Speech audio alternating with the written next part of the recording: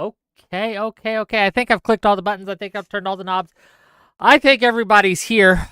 Welcome, ladies and gentlemen, to yet another episode of WIC TV. It's a cross-ideological space where we come together to talk about issues both political and cultural, from the silly to the serious. And today we are going to be talking about the Department of Education, okay?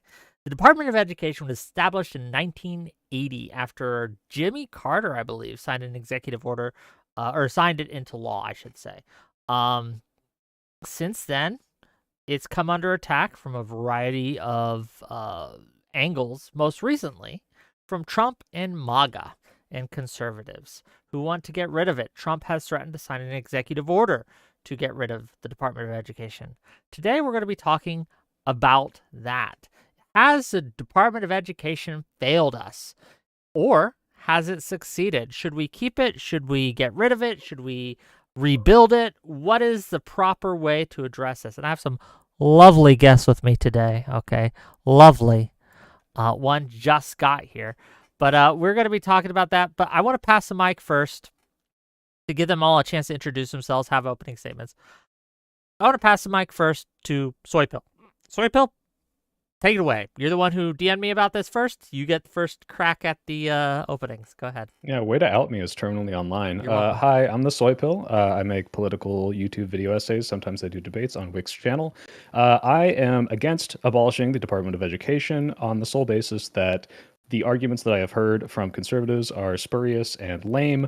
Mostly, it seems that they want to stop fraud and waste, and yet at the same time, they're backing this up by saying we are going to transfer all of the funding to other departments, which makes no sense to me because if you're going to get rid of one of the smallest cabinet departments that exists, if not the smallest, and then put all of those responsibilities on other departments, you're not really saving any money. But what they really want to do is get rid of the Department of Education because they don't want the funding going to the disabled kids, the impoverished kids. They want states to be able to control it in the way that allows them to do state vouchers. And you can look at the example of Arizona and how this has failed horribly. I don't want that to happen. I think it's a bad idea, and I am against fraud and waste. And if my detractors want to argue against that, we can talk about that. But I don't think that's what's happening right now. So I hope that we keep the DOE or Department of Education for all of the good that it does for the kids that need that money in impoverished communities, disabled communities, and etc. Okay, thanks for being here. We'll get into it as we go. Deej, you're up. Howdy, I'm Deej. I occasionally make YouTube videos about flight simulator, stuff like that. Not really a huge amount politics-wise. But as far as kind of my stance, I think the Department of Education has failed at its goals. I think despite its efforts, it hasn't made a meaningful impact on solving educational disparities in America between the ceiling and the floor. And any success it has had has been more bringing the ceiling down to raise the floor. I don't think that it helps us achieve educational excellence in this country. And that the amount of return we get for the, albeit small budget we do allocate towards it is very minimal. And I think that there are larger issues than strictly funding when it comes to education. And whether a state succeeds educationally seems to be dictated more by a state's policies than by federal policies. I could be convinced not to gut the Department of Education, but I think it's in need of serious restructuring if we want to take education seriously as a country. Okay, thanks for being here, and I appreciate you being willing to come on. I thank you. Next up, the Libertarian Trap. Go ahead. Hey, how's it going? I'm the Libertarian Trap on Twitter. I basically just shitpost and meme a lot, but I also put out ideas of free market principles. And one of the things I'm here to advocate for is school choice, and why once we have school choice, nationwide universal school choice, we're really not going to need the Department of Education because we're returning power to the parents, we're returning power to the states. And that's just pretty much it. Okay. Well, thanks for being here. We'll get into it. Thank you for having me. Thank you for having me. Oh, you're very welcome. Stardust, it's been a while. Welcome back to the show. Give us your thoughts. Go ahead. Yeah, so thank you for having me. So basically, I just think that this, from all the reading that I've done so far, it seems that the Department of Education seems to mostly be in charge of loans and stuff relating to college loans, repayment, stuff like that, with some minimal funding that goes towards states. In a broad sense, it seems like the states still have majority of the say of what goes on in their schools. They make majority of the decisions, et cetera, et cetera. So I don't understand this, why people want to get rid of this department that is just going to have a lot of its responsibilities be delegated to other departments. I think it's just going to be more inefficient. I think we'll just be overburdening other departments like the Department of Justice, whoever is going to take charge of like making sure people have equal access to education. There are maybe some things that could be changed in the Department of Education. I'm sure that there are some, there are things that we can cut and waste that we can cut out. But I also don't think we should be dismantling something before figuring out how to distribute responsibilities. And I just feel like this would be a really bad executive order to do. And we're already like tanking our international reputation. Already the jokes are, Americans are dumb. So I don't know what this is supposed to do for us, basically. Well, So thanks for being here. Welcome back to the show, and we'll get into it as we go. Next up, last but certainly not least, Gelatinous Rube. Go ahead. Hi, You're can up. you see me Yes, go ahead. and hear me? Yes, go ahead. Okay, excellent. Excellent, because I dropped out there for a second. Yeah, so my opinion is that the Department of Education is functionally a religious caste, part of a religious caste that we have in America, where these people primarily act as placeholders, people to whom responsibilities are passed up, the responsibilities and excuses are passed back down to the local people who are having problems but would be better equipped to deal with them, like our local schools, our local departments of education. If Texas has its own, if it has its own department dedicated to handling Texas education, it's going to be able to deal with those issues just fine. There's no need to have a religious figurehead or several religious figureheads at that. Certainly not a welfare apparatus dedicated to keeping a bunch of administrators employed for no apparent reason. We could just pay them some basic welfare and have them stay at home, not interfere with any kind of local affairs, which schooling, of course, is. And yeah, that's what I got. Okay, thanks for being here. I guess to open us up, let's start. And I got a question for Soy and Stardust. I guess to start, let's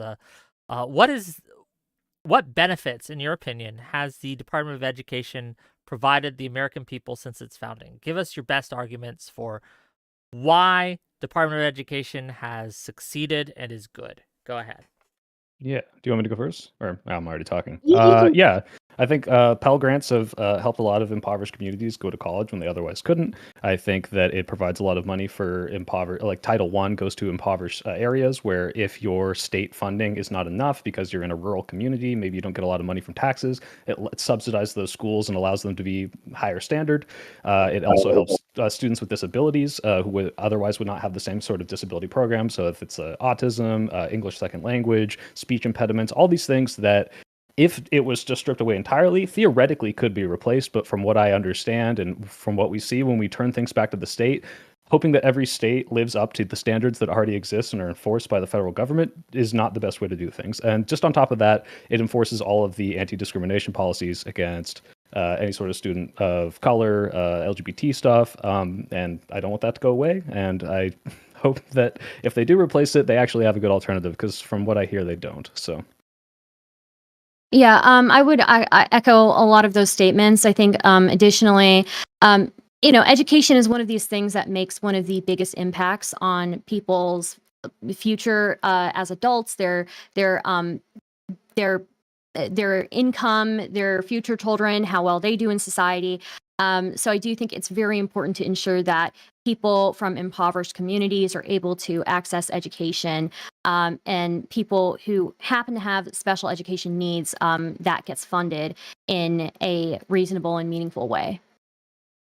Okay, why is that argument bullshit, anti-DOEers? Go ahead, respond. This is open discussion time. So go ahead. So, the common theme that I usually hear when discussing the value of the Department of Education usually comes down to that, well, funding for poor people or the disabled. The problem I have with that premise is that before the Department of Education existed, we did have, funding for a lot of those things. Now, the amount of funding granted has increased as time goes on. However, we still don't see with those increases in funding the disparities between the disadvantaged and the low income, socioeconomic groups and the higher socioeconomic groups. When you say disparities, what do you mean? Like money, or do you mean test results, or Test results? okay, but giving money doesn't just translate into better test results. So like you can't just expect if I throw So $1 trillion stop giving at a money. school That's system. a pretty easy choice. Stop giving money then. If it's not Well, having a that's- positive impact, then we could save some money.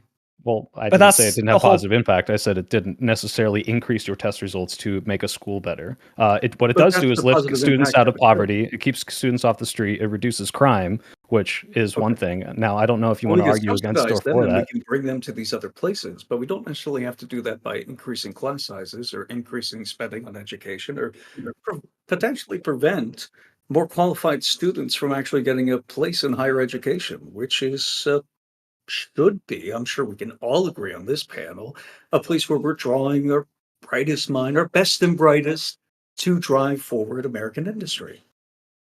Sure, We and don't wanna another interfere great with that. example is there was a study out of Florida in May of 2021 that showed that when you increased competition with private schools and charter schools in Florida, you also increased academic as well as behavioral outcomes in public schools. Yeah, but that's self-evident because when you give vouchers to these places, you're going to want to attract the best and brightest students who will come and give your school the most money. It But incentivizes people to take the best explain people the increase in academic and behavioral outcomes in public schools? in You're public giving your schools. money. Yes, that's what the study stated. If you increase competition in private schools, the study says that public schools then do better. If you increase competition with private and charter schools against Can public you- education. Advocating against, I don't understand why it's relevant. I don't think anybody's advocating against private and charter schools. Oh, absolutely not. I'm just saying that there's a way to increase outcomes both academically and behaviorally in public schools if you increase competition through school choice. Can you explain the Okay, mechanism by increasing this competition through school choice and how this increased public Allowing school parents performance? to choose what schools they want to send their kids to. This also prevents a lot of discrimination.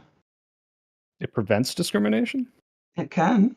I mean, the origin of school choice was actually to discriminate and kind of fight against desegregation. But how would it actually? Why are How you is that okay? the This is just a origin? historic. Well, that's a historical fact. If you look at how school choice was tried to be used in the 60s and 70s, but I'm not saying that's the why you're Democrats advocating in the for 60s and 70s.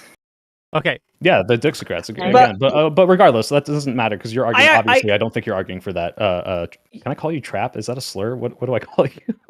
I'll give you a T-pass, okay? Libertarian, just for the sake of my goddamn channel. Okay, call her libertarian. Libertarian. Yeah. Yes. So You libertarian. can call If me you could. LT for short if you want. What I'm actually wondering because Soy, you said, or do you prefer I call you? Well, I'll call you Soy. me Do Soy. you? Okay. Like, what is the goal of the Department of Education? Because when I said that it hasn't had a meaningful impact on like educational outcomes, at least as far as testing, which is really the only qualitative measures that we have to measure this. Like, Well, yeah. what is the point of the inception Department of was Education? there's a lot of more funding going into. I mean, this is why Jimmy Carter did it. There's a lot more funding going into education. Period. 50s, 60s, 70s, and he says, why don't we consolidate this into a department that is going to manage how this funding is spread out? Now, if you're saying yes, it doesn't necessarily increase test scores in a one-to-one like correlative with money, but the measurement is, hey, are we keeping students in poverty able to be educated? If education is a right, are we actually having schools that teach them anything at all in these areas? Are disabled students allowed to function? Right. Let's This is a ask very that. different thing. Let's start there because you mentioned something, and I'm curious if everyone agrees. Who here thinks education is a right that should be available to all children? Raise your hand. Okay, so we got to address that, right? Wow. It's So pretty big. I don't Yeah. think We don't big have gap. to. We don't have to Impact on address whether it. or I don't not want to the get into a Department of Education- libertarian brain rot argument, honestly, but It would depend why I don't on wanna what we address mean it. by access to an education. Like, because I don't think that like access to somebody else teaching you something is a right, but like no one can prevent you from learning.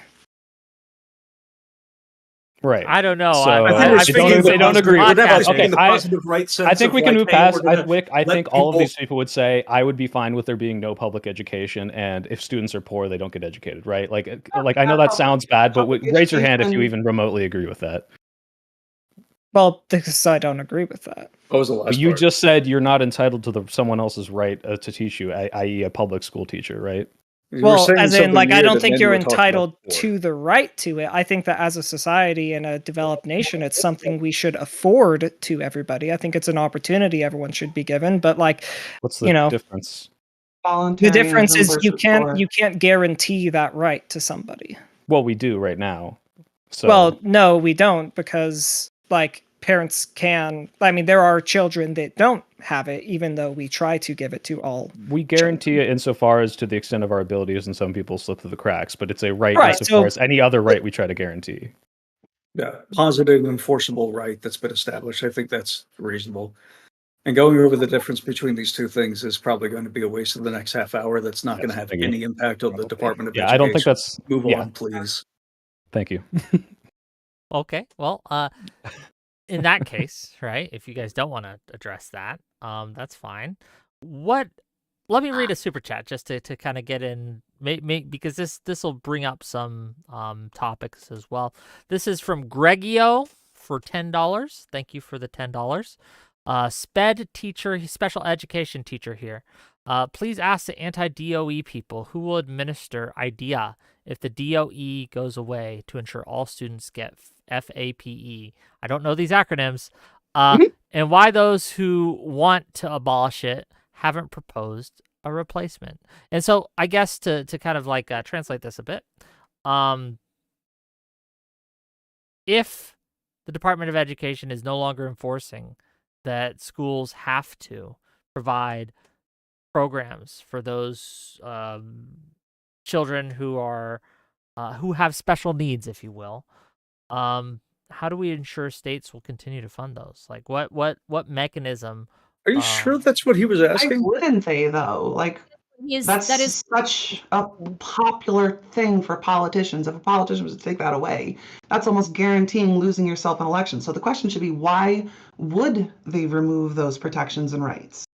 It's I cheaper. think the question was Well- actually who is going to give Gregio money, because Gregio couldn't even spend the time to tell us what the funding was. He just decided to like put this acronym in the chat. That's not really good for communicating your ideas to Well- other people. Kind of sounds like he's a shitty teacher. Okay, and he he should gave be me fired. $10. You leave him Oh, alone. hold on. Stardust, the go onus ahead. should be on you, Ash. to So, know what I idea think- Hold on. Stardust, go ahead. I don't know. Okay, I'm not going to make any assertions about random chatters and how good of teachers they are. Okay, you know, nice one there, buddy. IDEA is the Individuals with Disabilities Education Act, and there's also the Every Student Succeeds Act. Basically, with IDEA, majority of federal funding for special education comes from IDEA. Provides grants to states for programs that support children with disabilities and infants, toddlers, and their families, basically. What I want to address an argument that somebody made earlier, saying that like, oh, this would, not funding special education would clearly like cost a politician their election. How many families do we have that have like somebody with special needs to the extent that they need special education, right? I don't think Why would that only be from families with special needs? I think a lot of people. No, it's I a think reasonable lot of question. people- wait a minute. I think a lot of people make decisions on who they vote for based on how it affects them individually. Whether we like to admit it or not, You also have people who vote based on principles as well. I'm still talking. I'm not finished. Okay. Whether we want to acknowledge it or not, people are pretty selfish on a basic level. Okay. People will vote for what basically materially affects them. If it has no impact on them, if they don't have somebody with special needs in their family, why should they give a fuck whether this politician actually funds it or not. This is why like federal regulations or some minimal federal regulation at some level is important, at least when it comes to enforcing equal access to people who have special needs and people who are impoverished.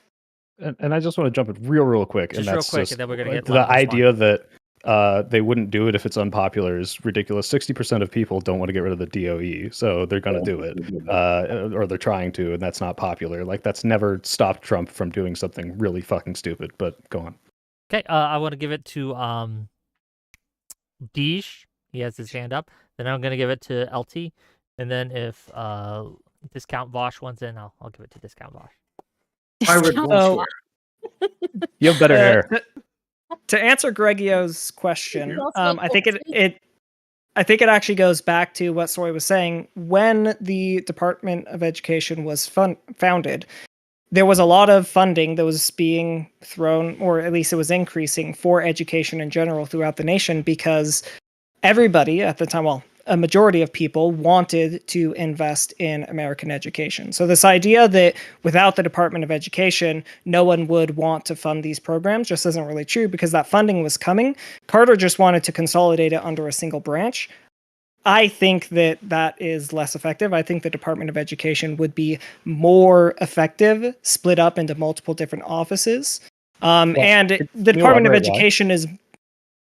Yeah, so you could convince me otherwise on this, but my understanding is if you were to take what the DOE does right now and put it to the Treasury and the DOJ and all these other places, now you've got, I mean, like, this seems to me like the libertarian slam dunk of like, why would I want 6 different agencies doing the job of one, and with all the cross communication issues that happen between all of those, why is that better somehow? Especially if you're not actually saving on the employment costs, you're just splitting it up, just right? Just to kind of piggyback off that, just as another thing, like we established after 9/11, we established a Department of Homeland Security because splitting up the responsibilities to many different organizations had a cascading failure effect where no one was communicating and it ended up being really bad. So I am very curious to your answer. Why would distributing the responsibility make things better?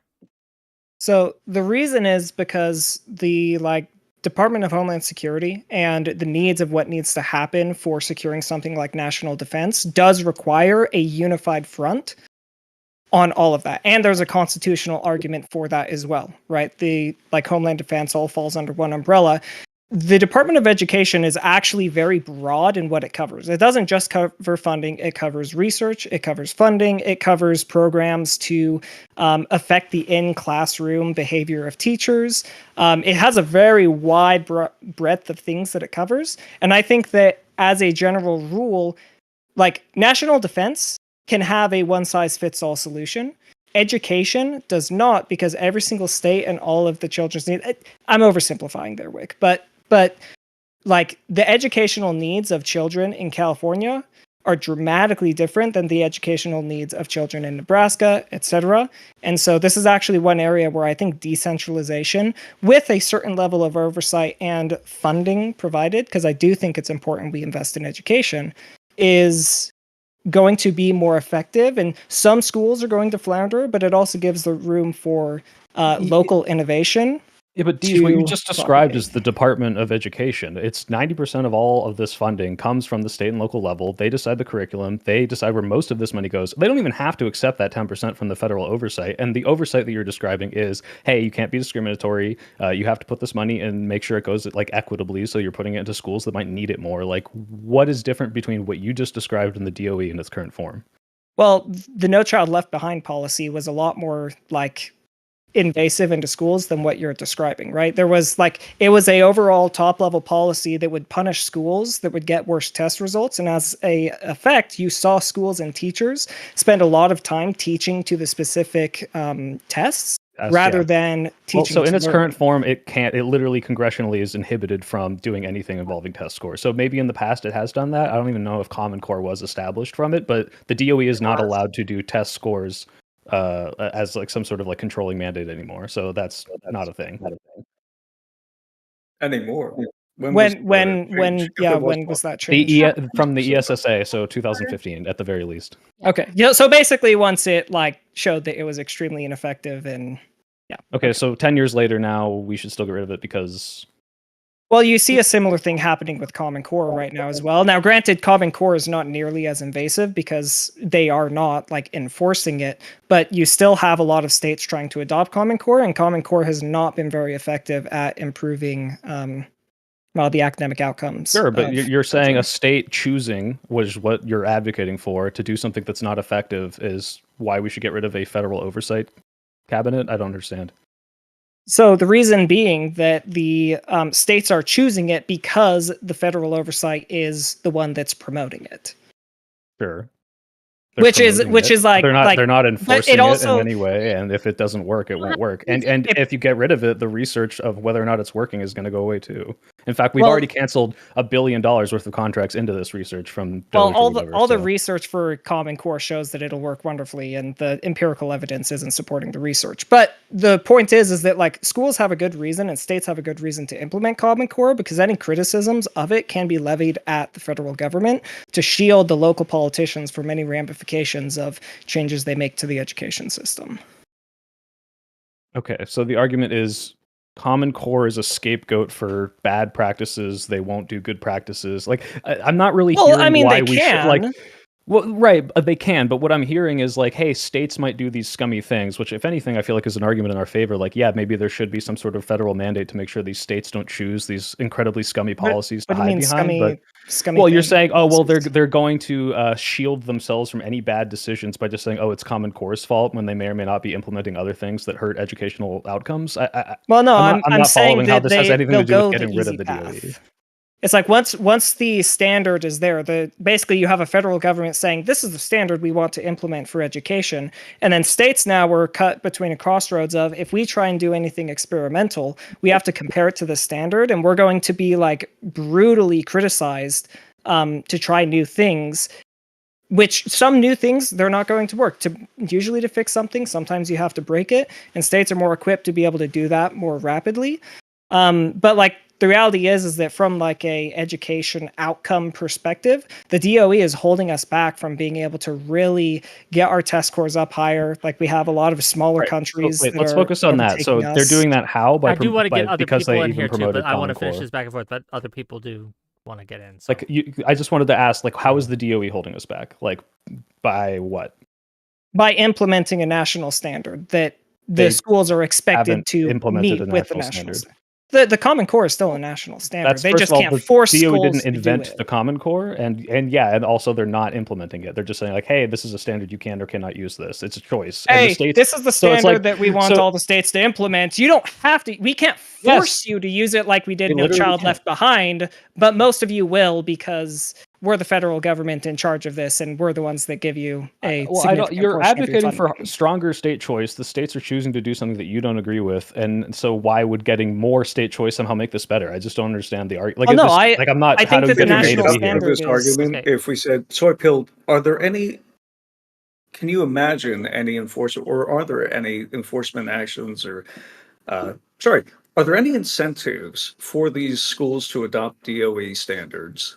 I'm sure it's easier if you already have a curriculum that you don't have to invent yourself. I'm sure that you might get certain promotion from certain politicians if it's like, hey, I invented this. If you adopt this, I'll promote your mayoral thing. I'll promote your gubernatorial run. Like, yeah, I'm sure there's incentives, but to say, hey, just because there are incentives for this and it's bad, let's say it was good. Like, if it was good, would it be better? Like, if the outcome showed it was improving things, like, it's still a state choice. They don't have to do this, and you're arguing against getting rid of an institution that may or may not make it easier by making a standard, but that they're not enforcing. I don't understand how this somehow means we should get rid of the DOE. At the very least, this sounds like we should make a better Common Core. Like, that's as far as I can take. I do have a question, just real quick, because I just don't know, and maybe you guys can provide the answer. If a state does not participate in Common Core, do they not get funding from the federal government? They still do. Yeah, they still get funding. Okay, so is there I don't think there's any punishment for a state to not use the Common Core? Not directly. Nothing in law. The ways that they can withhold federal funding, well, for now, is if you are doing discriminatory practices in some way, shape, or form. If you're not, they have the maintenance of equity, which everyone's like, oh, they're doing DEI, but really this is just saying, hey, make sure the funds are getting properly distributed to lower income areas. That's when they can withhold funds. Although now the current DOE might implement rules that says, hey, if you give your funding to any illegal immigrant, we will completely revoke all federal funding until you fix that. Which, again, it's only 10%, but that's still a significant chunk. And they can start doing these sorts of enforcement mechanisms depending on what rules they implement. Okay. But it's not Common Core. I do want to get some other people in and give some other people a chance. No, this is good back and forth, though. Stardust and then LT, and that's where we'll start. Stardust, what are your thoughts? Yeah, so I guess if we get rid of the Department of Education, a lot of these responsibilities, like others have said, are just going to be kind of pushed off onto another department. And I just want to know, one, which departments do you think are going to pick up the slack here? Two, do you think that this is going to be more effective than just having its own department dedicated to everything education? Keep in mind, this is the future of America, right? These are children. We are impacting the who these people are going to be in the future, and as a result, the future of our nation, right? Thirdly, are we just going to be overburdening other departments like the Department of Justice or whoever ends up picking up the slack when it comes to equal opportunity, things like that? And then what stops people from saying, oh, this is an inefficient department. Why don't we just get rid of this department too, right? Where do we stop at that point? So I mean, I'm talking. I'll let others go first, but if you want to, if no one else has a response, take the response, right? Yeah. So I think that we would create a several smaller offices, not full-on departments, that primarily handle the allocation of resources to states. Yeah, wait, why is that different? I'm going to jump in with an alternative suggestion. For instance, one of the things that we mentioned, one of the responsibilities the Department of Education has is to run a lot of studies around student outcomes. I would love to see the National Institute of Health take over that. I think that would be totally appropriate. Then what happens when the NIH gets overburdened, and then people want to cut we're the slashing a lot of their funding and a lot of the we're slashing a lot of their grant programs as is. So I think refactoring those people to refactoring that infrastructure to take care of health outcomes inside of our schools specifically, given that we're not destroying the NIH already. Yeah, Go it's ahead. care about education research in general. Because the care grants about are gun for violence that. research. What's the first thing that you said, guys? Don't jump in. Gun violence is directly related to public health, right? How much So is some public education. Let her answer the question. Let her fucking finish. God damn it, Ash! You gotta let her finish too. You interrupting by saying let her finish. Let her finish is interrupting Stardust for finishing. First thing that she's saying. That's the problem. Stardust, go ahead. Am I too quiet? What is going on here? It was the first word that you were saying. There was a delay on it. Okay. All right. Okay. So thank you, horsefucker. I appreciate it. I don't understand why. Gun violence has a direct result on public health.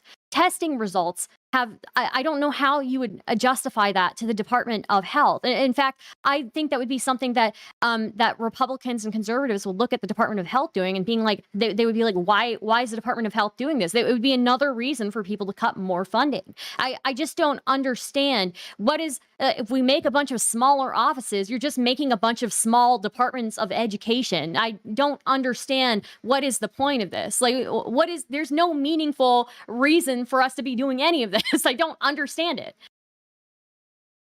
Yeah. So I think you gave the reason for that to begin with by mentioning, death by firearms is going to have an impact on, that's a matter of public health. I think that matters of public health have an impact on your test scores. How does test scores have anything to do with whether you die? Matters of public health. You're going to have to matters of public health. I don't have to justify. No. Matters of public health are going to have an impact on your test scores. Sure, they will. Yeah, But but that's there's you got it example. backwards, Ash. You're saying, Yeah. okay, health affects test scores. Okay, health affects Oh. literally everything. Should everything fall under NIH research? Well, why does it even A lot of matter things if fall the under. research already? If the research already, Treadmills fall under on NIH resource. Actually, I don't know if they did. Right, it might have been another department. Point being, I think that it's really not that far to bridge. Are there any public health concerns in here? What's her control group? Are there any differences between test scores that do not have these problems and test scores that do have these I think you're problems? just making a different. This is just a yeah, completely that unrelated study that you would be having. Then yeah, it's not. you're asking for an A study? NIH health study on whether health affects test scores, not the test No, scores and the I'm results not. on. Then what do Okay, you? I want to Okay, well, move it doesn't matter. It away. doesn't matter. Wait, Yeah, hold I on. want It to doesn't move even matter away because from Here we got the off whatever track. this is. Okay, because I don't. I'm Yes, not. man. What's going on? wow, he left. That's so. I'm not sure. He'll Well, be back. I'm sure he's getting. No, No, his I he's just feelings want to get hurt. rid of the But background I noise. want to let me try to get us back on track a little bit, right? Let's say Trump does sign the executive order, and the Department of Education just goes away, right? What, in your opinions, will be the result of that, both for the states, for the economy, as well as for the children, and if it turns out that this is negatively affecting poor communities, special education, etc., what do we do to get it back, right? At what point do we admit that we did need the Department of Education? Go ahead. Well, can I just So ask real quick before we get into this? Go ahead. Do any of the people on the opposing side support getting rid of everything in the DOE? no, not everything at the DOE.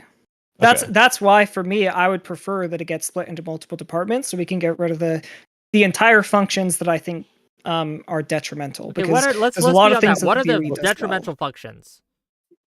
So one, I think that in the long term, the facilitation of student loans through the Department of Education for higher education has been more of a net negative than a net positive. We're going to really see those effects in the next couple of years. I think that overall a national standard as far as like testing in education is a bad idea. So Like, like can we do that. these one by one? How have student loans been a net negative that we'll see in 10 years? So the rate of the increase of costs for college have increased exponentially, while the value of a degree has decreased in value. And that's directly causal, basically, with the government giving out student loans to practically anybody that wants it. It's basically like the perfect loan shark money venture, like guaranteed free money to basically turn these people into your little pay piggies for the rest of their lives. Okay, but even Essentially, hold on, I was going to essentially say kind of like LT, you let flood the LT market go. with money and prices will increase. no. And also it dilutes the value that the Pell Grant gives, which is very, very important for low-income students. But it makes it so that low-income students can't qualify for as well or compete with the students that are more economically stable, because they have to take out larger loans. And when you take out larger loans, that means the value you get back from your degree gets siphoned out every single month. Again, plus maybe I'm other just ignorant on employment. this. I got a question. I don't think the Pell Grant needs paid back, does it? It's not a loan, as I understand it. No, what I'm saying is the Pell Grant's value is diluted because of how generous we are with giving out loans to You're saying that naive loans college make them students. increase tuition, and if Pell Grants don't increase at the same rate, then the Pell Grants won't be giving as much value, right? Yes. Okay. Right. So Pell Grants are for low impoverished students. Student loans are for anyone who qualifies and applies for them. So even if I accepted the premise that the only reason tuition is as high as it is because of government funding, and specifically that from the DOE, which I don't think all of it is, why then should we get rid of the DOE? Which is, again, not your argument. It sounds like, hey, I think we should cut back on this, or we should reform potentially the student college tuition program, but that has nothing to do with whether or not we should abolish this completely. That is a whole nother topic of how do we get tuition in check for college students and make college more affordable. That's not getting rid of the DOE. If you just axed all student loans and Pell Grants tomorrow, which is the majority of the $200 billion they spend every year, that would not suddenly drive tuition costs down overnight. That would take years to maybe readjust. Actually, I think you would find that the cost would drop pretty dramatically. Because the thing is more or schools less charge what dramatically they than Trump's can. stock market. More dramatically than the stock market. I think we would see more than a 20% drop in tuition prices if people could all of a sudden not get student loans.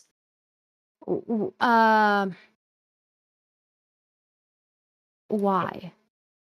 Because the schools are not making any money if they don't have any students in the school. They'll still have students in the school. They'll just have more rich students in the school. There's not enough rich students to make as much money as they have been making. And it's going to look bad. They're going to have tons of empty classes. I mean, they literally have to put quotas on international students, which make triple the college tuition because there's too many of them. So they'd probably be able to fill the slots. Yeah, they'd be able to. That's true. Foreigners would. You would need an administration It's that's gonna kind of become an concerned immigration about debate, any okay, kind of great. foreign influence. Hey, you would kind of need, an administration that's concerned about foreign influence on American institutions. So you would have to pair these two policies together. That is true. Wait, I don't think I there's a mean, lot of foreign influence. You just mentioned international students. Why are you playing retarded? No, I don't think that like I've been through the college system. I promise you, Chinese students don't like influence the college insofar as they I'm get not influenced claiming by the that they college. are. I'm mentioning an administration that's probably going to cut down on that would probably pair this policy with cutting down on the number of foreign students who could come in. And I'm not saying that's a good thing. When I did graduate, I graduated from a private school that probably had about half their population or international students. They were great. But No, I'm saying they already put if the quotas on the administration's foreign goal is to students. drive down costs, they're not going to let an influx of foreign cash keep those tuition prices up. If they did, it would be disastrous. If they want to drive down costs, yes. But if the college wants to replace the students that are being cut off when you get rid of the DOE and don't replace any of these grants, they will absolutely start supplanting those people with foreign students who pay triple the amount. You would have to pair that with an administration policy that's preventing that. They might even lower their standards to fill more slots, right? Because some of these college, well, then there you go, right? Like they'll lower their standards. They'll take more people who are rich. They'll take more people who are international students, and everybody else can get fucked. People who are rich don't have problems going to college to begin with. Okay. Can I ask? Has everybody here are you guys making this up as you go along, or what is going on here? No, I have we my just had a research notes right up miscommunication here. that last part. Let's say I have the whole thing typed out right in front of me. Okay. Well, I mean, your second argument was I don't want a national standard, which the DOE doesn't do. So, I mean, if you look into what the DOE does, you would know that it does not enforce a national standard for any sort of testing. That's another I can see why she's asking that. It doesn't seem like you. Yeah. Well, they did, and then people realized that was a bad idea, and so they made it so that they couldn't do that. Right, but if we're talking about the current, administration trying to get rid of it, if they went up and said, "Well, I think we should get rid of it because of this thing they haven't done in 10 years," what do you like? What do you want about? That's why I'm 10 years ago. They got 10 years ago. Again, they got rid of that, and then they replaced it with the Common Core, which is functionally still doing they did a not very replace similar it thing. with the Common Core, and they don't enforce Common Core. Those are both false statements. That's just not what the DOE does. Let me give you the timeline, right? So Common Core starts in the early 2000s. They're basically giving funding differently based off of how people are grading in the different schools. The higher performers get more money, which was silly. Common Core did not exist in the early 2000s. You're thinking of No Child Left Behind. Sorry, yes, that's what I meant. No Child Left Behind. Okay. My apologies. And then they basically were told, hey, it's now illegal for you to do this because we realize that's really bad to nationally enforce this. And so then the Common Core comes out literally a year or two after that, and they're like, well, we can't force you to do this, but here's the new national standard. Here's the curriculum that we want all the states to be implementing in all the classrooms all throughout the country. And if you don't, So first of all, the DOE we doesn't can't punish you do what you're directly. saying right now. They don't say, hey, we want all of you to do this. Right now, the DOE in its relation to Common Core is funding research to see how the Common Core is doing and if there's a better version of that they can create. They don't create and enforce the Common Core. Also, the Common Core did not come after they made it illegal for the DOE to congressionally, put to this. It was before the ESSA even passed, I'm pretty sure. So I don't think your timeline's matching up, and it doesn't matter if they're not enforcing it. Like, again, you said there, and Ash said this is too. There are incentives, right? You have more resources if you use Common Core. Maybe it's easier for them to do this, but to say, okay, then get rid of the DOE because the states might be having some incentives to choose this, even though they don't need to. And if they're so good at doing this better, as per we can see in Arizona doing school choice, it's clearly not working out. Like, so I don't. Why does this mean we should have more state choice? Because the states that perform well with their education do so due to their own policies and not because of federal initiatives. And to say that the Common Core, like, it's a federal initiative, Common Core, like the idea that the Department of Education doesn't want every single district in the country to adopt Common Core is just, it's honestly laughable. I'm sure they might want to do that, but that has nothing to do with to get rid of DOE. Argument. You have to set a I foundation for it. Sorry, what I was saying is, if you're going to make the argument that Common Core, like they want Common Core in every single home, and they're going to basically punish in some way, maybe not directly, but through other means, and wink, wink. What other means? These other how are they punishing these That's states? what I'm saying is you have to make that argument from the ground up. You can't start with Common Core and then go. Do you want to make that argument? No, definitely not. Wait, are you on our side now? I'm confused. Stardust. I want to hear what Stardust has to say. And I don't know what your mic's doing, Stardust, but it like keeps cutting out. It keeps clips a little bit. out. Yeah, it clips, Okay, and I can't. That's why it's hard to. Yeah. Yeah, I need to fix that. I don't know. I apologize. I've been having tech problems all week. It is it's fatal. I have terrible. I just didn't get the gene for it or whatever. Fair. But so I don't understand. Like, what's his name? This dude, Mr. with the beard and glasses up here. Are you just here to critique are you here to critique the debates, or what is your? What do you think the Department of Education does? Like, sorry, do you want to stick to one question? I'm confused. I guess I'm critiquing the debater again. I'm sorry. That was a good trap. I'm confused what you're doing here. That's what I'm confused. I'm confused. Does anybody know why this guy is here? What is he doing here? Like, what is his argument? Like, the thing I was doing like 15 seconds ago was I just didn't want to loop again about Common Core and things like that. Like, if we're going to Ash, what is your argument? If we're going to make an argument based on soft power, we're not. I'm asking you specifically. Hold on, stop. Do that. Gelatinous Rube.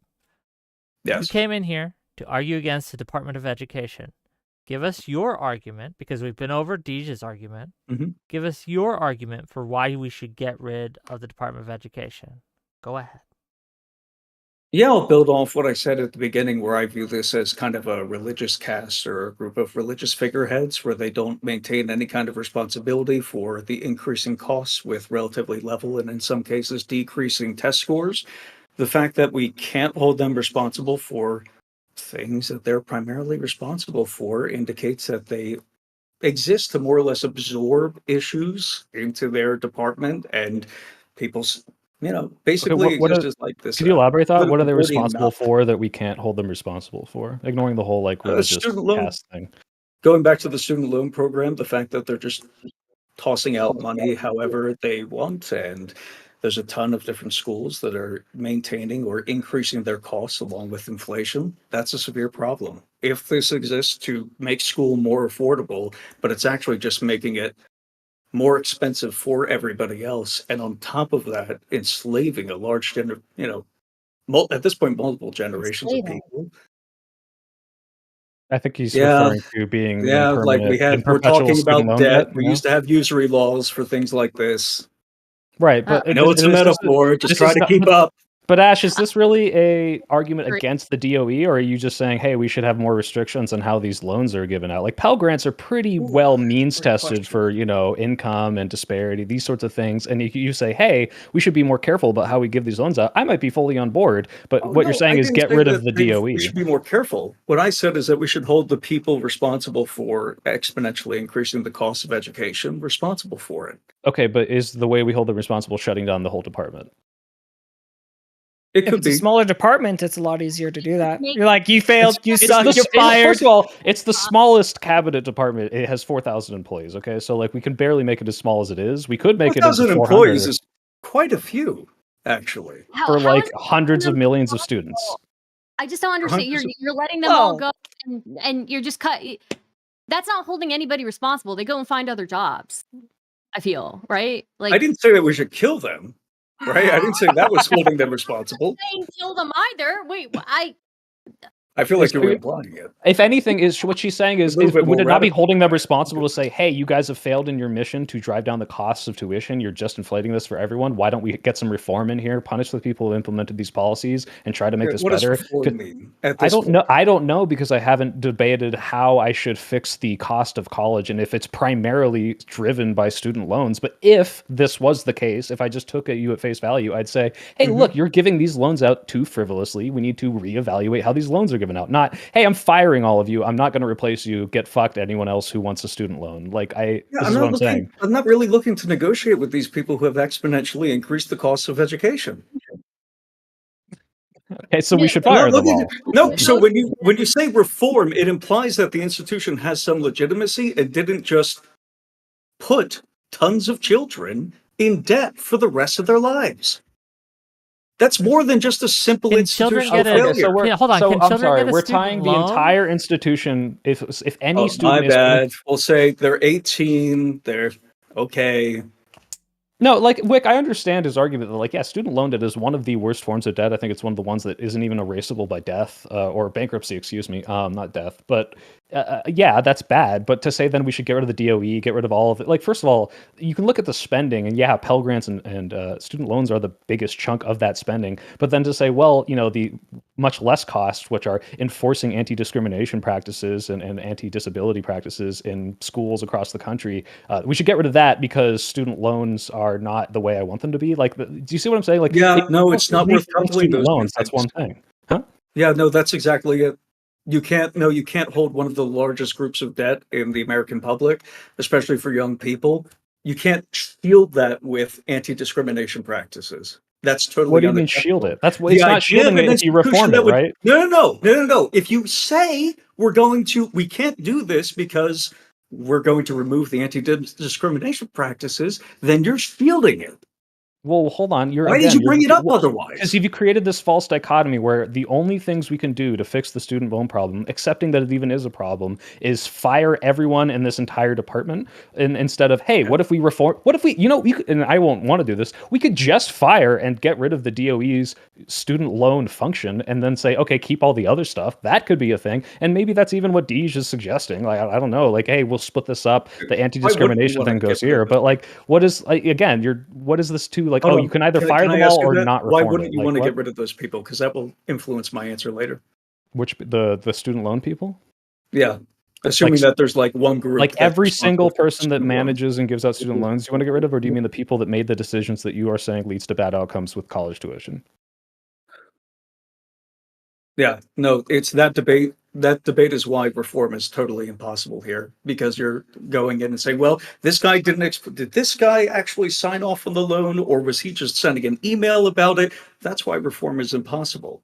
That's why Are we doing, things like like, RICO Nuremberg charges trials exist. for You're student part of a loans? effectively Come on. criminal organization. We need to get rid of you because we want to disincentivize this Nazi behavior in Germany? the future. Sorry, go ahead. Are we doing Nuremberg trials for like student loan people now? Like, is He this said not- he didn't want to That kill would be them. the He didn't moderate want to kill them. position. I'm advocating that we get rid of all of them. the Sally Mae trials? Like, I don't know. That would be amazing.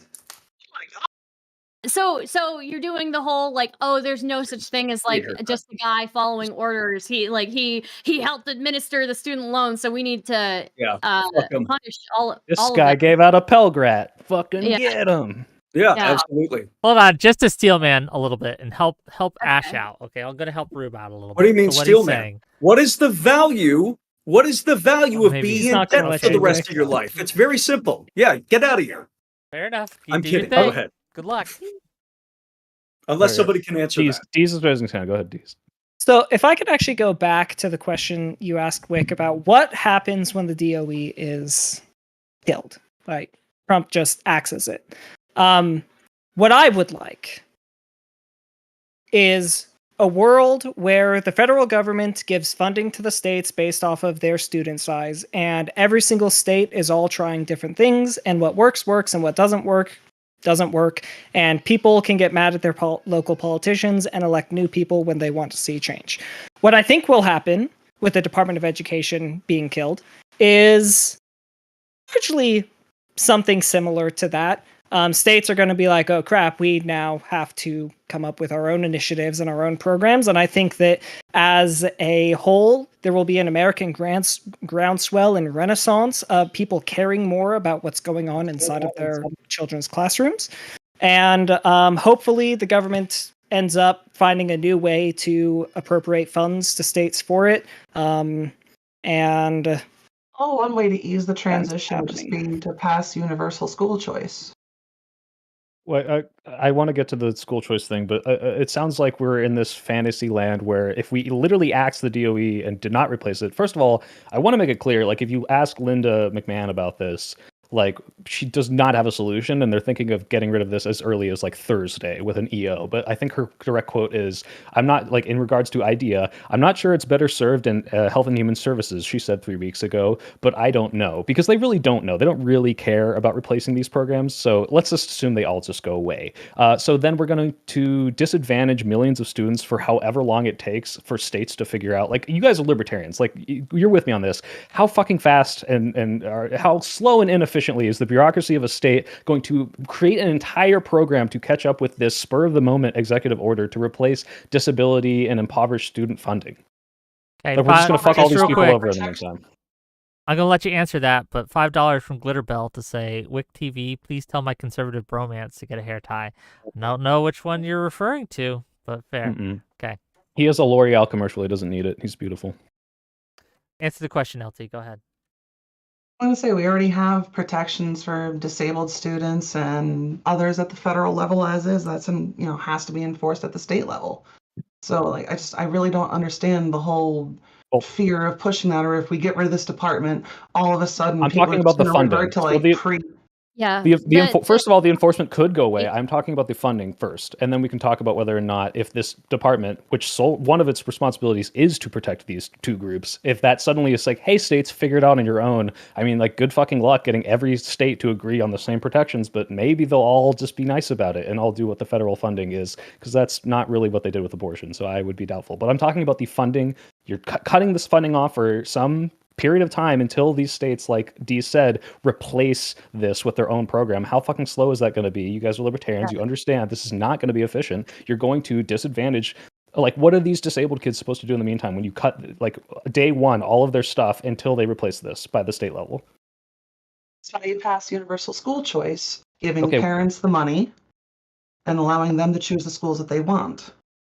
Under your system, I'm curious. Under your system, can a private school say we don't have the facilities to serve special education students, so we are not going to accept any special education students? It's already illegal under federal laws. Like a lot of buildings to code need to be made to serve. No, I'm not talking about they can't be there. We're talking about special education, people with developmental disabilities, right? Do they have what if a curriculum, a teacher, etc., right? A lot of private schools don't actually. What if they don't have the resources or the teachers to teach people with developmental disabilities? Parents are paying for it and there's a demand for it. Why wouldn't the school have it? If it's just if it's one parent or two parents out of the entirety of the school, yeah, they're not going to pay for it. They're going to be like, yeah, we don't have the facilities for this. Go find somebody else. Yeah, my back question is exactly that. Is if the incentive for the school is it saves us money to not give a class to a disabled student, why the fuck would they do it? Well, if you have say you have one disabled person in an entire town, right? Under Yeah. universal school choice, that parent is still going to get the same amount of money, so they can just hire a private tutor or somebody for that child. That, Oh my Thing. fucking god! from Because Why? that's so. What fucking Probably- Candyland Okay, go like this is like Somalia libertarian Candyland, where it's like, well, they'll just free market will take care of it. As if like when we didn't have these protections, there weren't a fucking million people falling through the cracks, not getting the protections they need. Like, oh, they'll just get a private tutor. Oh, just go to a different bakery. What's wrong with segregation? You can just go to a black business. Like, this is fucking How much ridiculous. getting a private tutor is going to cost? Like, especially when we're talking about somebody who's going to be with that person for as long as school hours are there. Is somebody who's going to cover all subjects, somebody who's qualified to even teach this person, qualified to work with somebody with developmental disabilities and possible physical disabilities too, right? It's going to cost much more than that voucher. Yeah, states can also chip in as well. Just Why as they should- do So- now. Okay, Why go, would they? go ahead. I don't I will- agree with the premise that if the Department of Education gets axed, that all of a sudden these laws that have appropriated funds are going to all of a sudden just like stop having funds going to the states. The You're right. Department They're of not going to Education, disappear overnight. Idea is congressionally mandated. Now, that hasn't Right. stopped the Trump administration from putting these funds out in the past. They had to have the Supreme Court tell them to actually give them out for U.S. aid. But you're right. It wouldn't disappear day one. And the thing is if this program is as popular as we say it is, which I agree, I think it's extremely popular, it's probably something that will very quickly get rectified by the House. A smaller Then why get rid of it? office might be because you don't need 4,000 employees to administrate. How do you know? These funds? Do you know what each of those 4,000 employees does? Do you even know how much they're paid? Well, I don't know exactly. How Okay, much they're paid paid around now, $200 but- million in administrative costs. So if you think that's too much, maybe it is. But the fact that you're like, we don't need it when you have no idea what each, I don't know. Well- To be fair, I do not know what H4. I'm sure maybe you could cut it in half and maybe be fine. But to say it like so assuredly when you have no fucking idea is ridiculous. Like I don't know what they do, but maybe they do need them. Maybe there's some bloat and waste. But hey, let's axe all 4,000 of them and hope that a replacement comes quickly is a ludicrous suggestion. See, but Yeah, and here's the thing about like what I'm proposing with what would Yeah. happen. When you have smaller offices, it's easier to say, hey, this office isn't performing very well. We're going to replace the people that are in charge of this office without having to like Why not disentrench have all one, of this bureaucracy one office that comes per along with person, the full and every department. single person gets one office? We could do a performance review on a person-by-person basis on every single office. Each of them has a single student or maybe 10 students assigned to them. Like, why not just stratify it into this like objectively tiny? Like, it just doesn't make any fucking because sense. It's the there's a smallest certain point cabinet. They're writing There- 5 there's- things they had to there's- do in a week. There's Yeah, a why don't they certain- do that? There's a certain point where you like lose efficiencies. Like there's a balance, right? Like But do you you don't know wanna what that swing balance way too is? Because far. right now you're very assuredly. I don't know what the balance is. I want to clarify. I'm not an expert on this, but you are very assuredly. Maybe you can convince me otherwise that 4,000 is too much, and you're not telling me why. I think that there is no possible way that we will be able to find out what that balance is, so long as the Department of Education has a mandate as broad as it has. And I think that that's the whole point of returning a lot of these things to more state functions, is that when you have more parallel processes running, trying different things, you get more testing and you find out what works and what doesn't work a lot faster than when you try to do it from just one high level branch. Okay, I wanna give a chance for Stardust to get in there, and I know Gelatinous Rube wants to say some things. So after those two go, I have some super chats to read, and then I have a question for the panel. Sound good? Good. And get your super chats in, gang. Give me more of your money. Right? I am only one employee. I'm a centralized figure. I'm the smallest. So apparently, according to this panel, I'm the most efficient. So give me your money. Okay, go ahead, Stardust. I'm trying to look into this, but it seems like states already they do significantly. It's like a relatively small amount of research into education in comparison, like with the federal government, the Department of Education. So we would just be like axing all of this research that they do on education, and just expecting the states to make it up for whatever reason. Already, majority of the decisions that are made about schools are already made at the state and the local level. Again, like these federal standards are not even like enforced. So I don't really I don't understand why should we expect the states to pick up research into Yeah. education? Why should we expect the states to pick up any of these like standards that we have? We already have states where there are massive differences in education level, and I don't think it's a good thing for us to create an even bigger difference in that education level, given that we have like American citizens who move around. Like why would you create a system that's already has such disparate differences in different areas and make those differences even worse? And real one last thing, why would 50 individual states all doing individual research and then trying to pool it together somehow be more efficient than one thing doing all of it? Well, so on the research topic, the reality is the Department of Education's research has never proven to be effective compared to private research. I mean, even the small amount of funding that private research gets in like education shows worlds better performance than what we end up seeing an example from of that? I'm just curious. Can you give an example of that, of a private research into education outperforming the DOE's research into education? Can you give a compare and contrast? So Just like something we can things bite into. like a lot of private schools, a lot of Montessori schools, like a lot of kind of alternative education pathways that people go by. A lot of homeschool research shows a lot of really promising outcomes. Well, hold on. Wait, there's a you very could- big difference between. Well, let him answer the well, question. no, just real because quick. because he's not understanding the question. I think what he's asking is the research from a private school better than the research from the public institution? Yes. Now, you can say that the private schools have better outcomes, which I think no one here would contest, because those have more wealthy people who are seeking out that education specifically. They have smaller class sizes, more resources. Of course, they're going to perform better than public schools. We're asking whether or not the research from a private institution is somehow better. So the thing is that the problem we have right now isn't actually whether or not we're having enough research into education. It's being able to test that research, right? Because a lot of times we're looking at these, hypothetical, theoretical frameworks for teaching children what we think that they should know.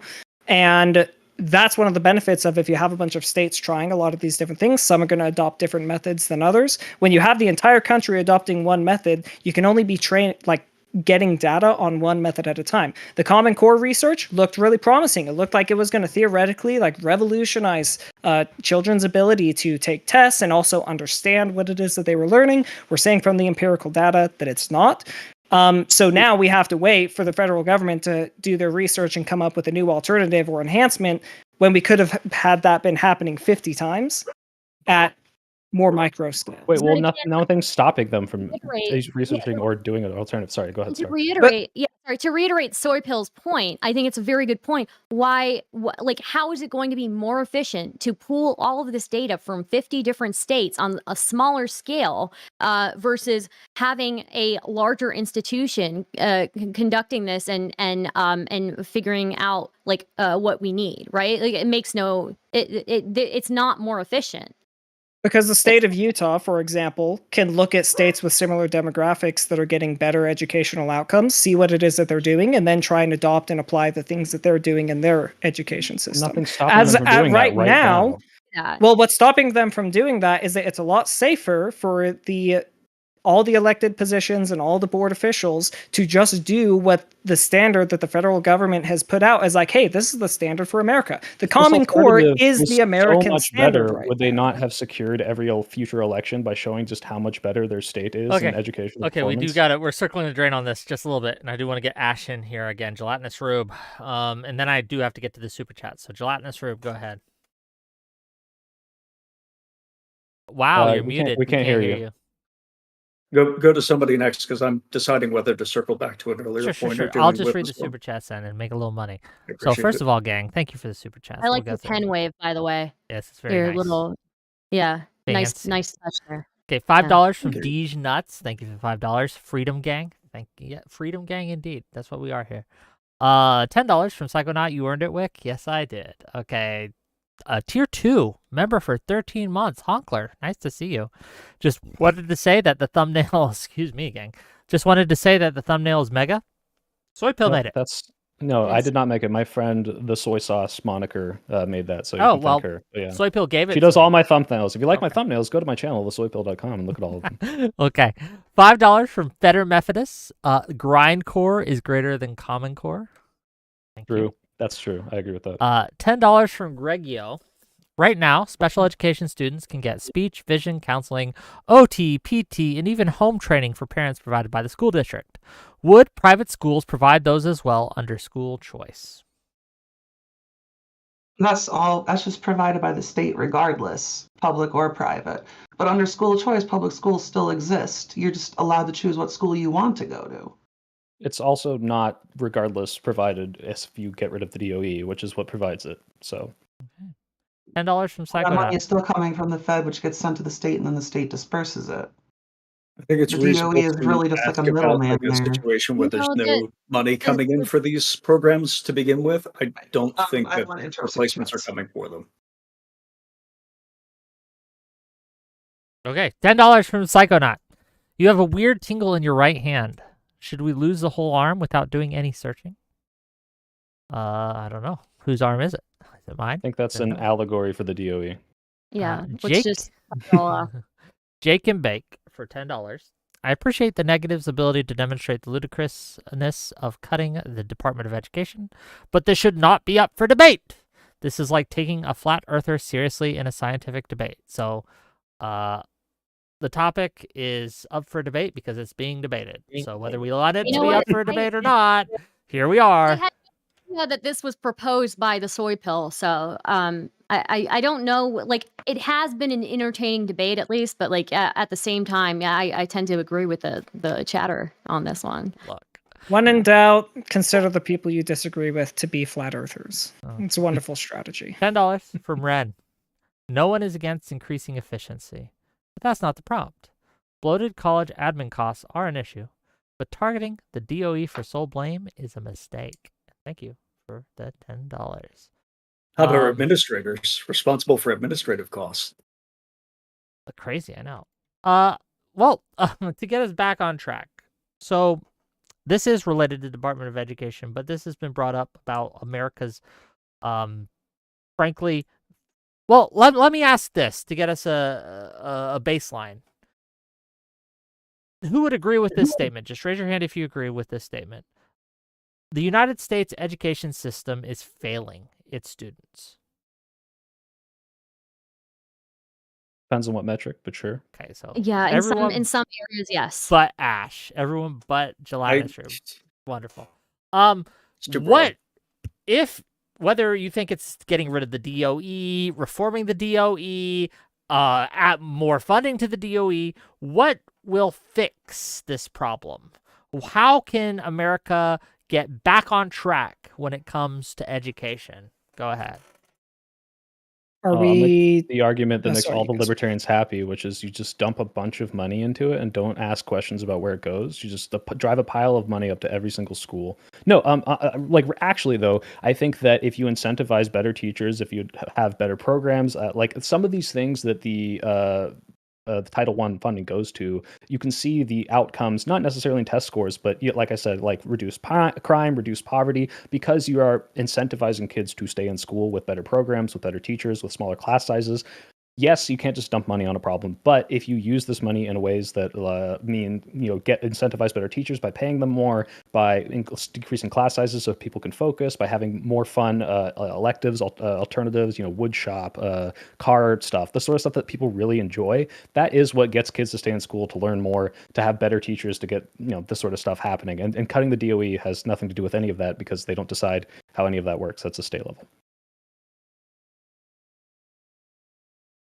Anyone? So, are we talking like what we think is realistic, or what would be in an ideal Let's world? deal in the realistic. Okay. Let's not go to fairyland quite yet. So, I think so long as the Department of Education exists and we maintain the status quo, nothing will really ever change. It just won't. I think that realistically, what actually has to happen is parents need to take a little bit more responsibility, and local people need to take a bit more responsibility for their children's and students' education. And I think that the Department of Education is a roadblock in that. I think that it highlights a high level ownership shift of a child's education from the local to the federal. And even if a lot of the functions are still run by the states and local districts, the perception is that like when a state adopts the Common Core, they adopt that as this is the federal like way of learning. And I think that the Department of Education getting completely nuked is at the very least going to be a catalyst that could change that. Might make things worse. It could make things better. Change always is a double-edged sword. Anyone else with thoughts on this? When you say parents need to take more responsibility, what do you mean? I mean, just go on r/teachers or r/students. Don't ever tell me to And go on Reddit. Don't say that to me. it's a meme that, as a general rule, it used to be that parents were on the side of teachers. And I mean, this is a little bit of glorifying the past, right? But I think it is anecdotally and demonstrably true from everyone's like universally life experiences that students nowadays are the worst they've ever been, and teachers can't control them, and parents aren't bothering to control them, and the amount of time that parents are spending teaching or helping their kids with schoolwork at home is at an all-time low. And So why would cutting the DOE help this?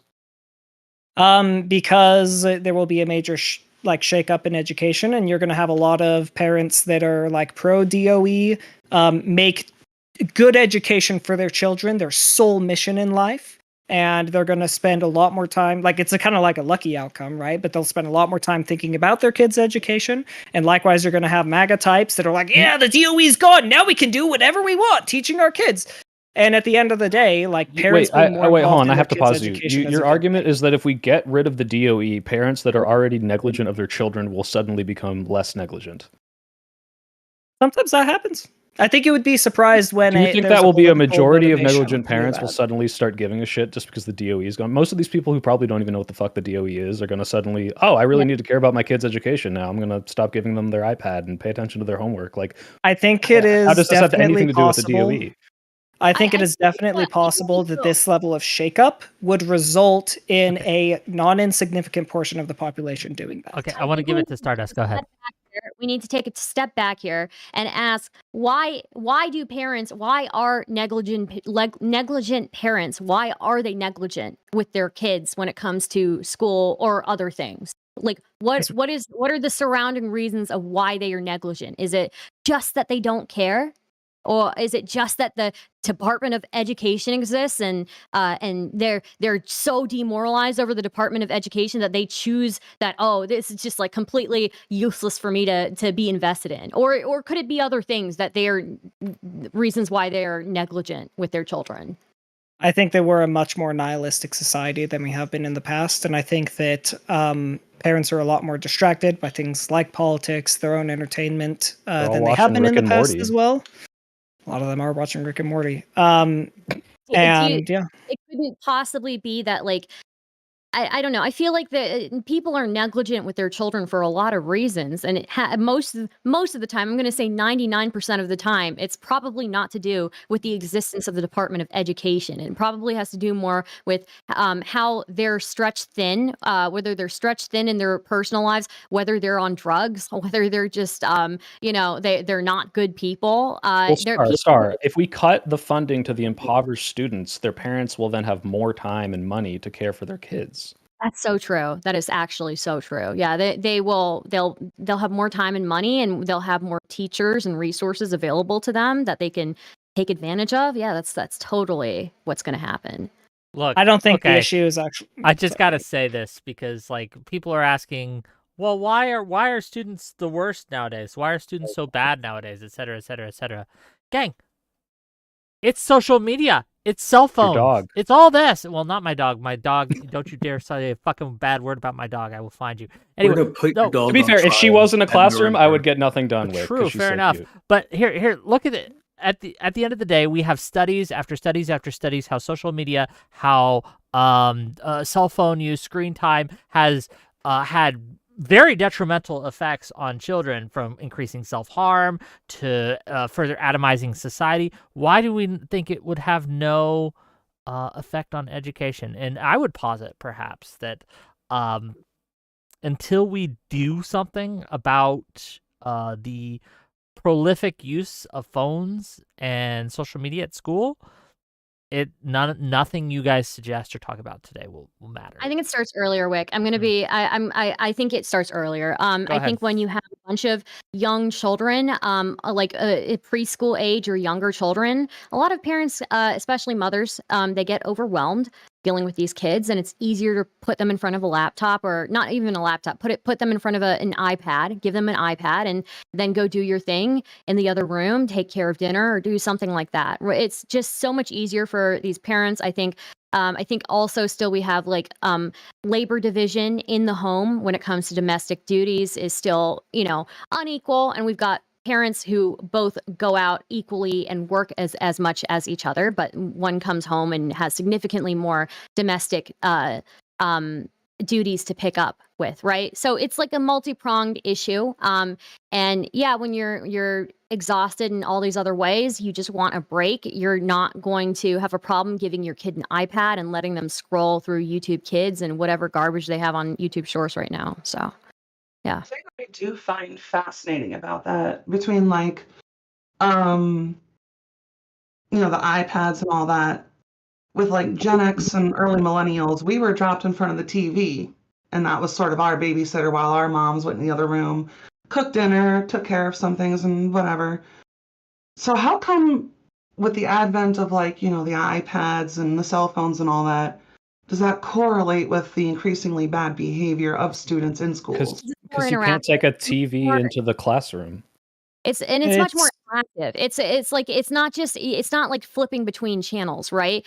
Before we were sitting in front of TVs flipping between channels. What was on, right? Now with kids, they have like the entirety of the internet at their hands, and your screen. Not only are you staring at your screen, you're actually interacting with it. It's designed in a way to be intuitive to human psychology and like literally what is addictive, natural. Yeah, and so I can bring a TV into my classroom, right?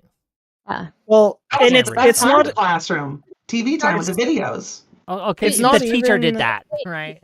You start a habit with young children having this incredibly interactive device that is again designed for human nature in the way that it interacts with you, and yeah, it's hard to break that habit when they've been doing it since they were like in preschool, right? Like why would they focus their effort or their attention at one thing when they can again scroll through TikTok or YouTube Shorts or whatever is available to them, right? So, and why would parents make their kids do anything other than that, right? Like, people again are very selfish in the moment. So, yeah. Well, yeah, I mean, what type of content you're observing on the screen matters more than the screen itself. But I think getting back to like the Department of Education conversation, the whole reason why I think that getting rid of the DOE can be good is that it's the type of political catalyst that can cause reforms in people's personal lives and also across the entire nation. And so at the current rate we're going, it's never going to get better. It might stay the same. It's probably going to get worse. Can I just say I disagree vehemently on this? Parents, again, who are negligent with their children are not doing it because the Department of Education exists or doesn't exist. And the existence of the Department of Education isn't going to impact whether they're negligent or not.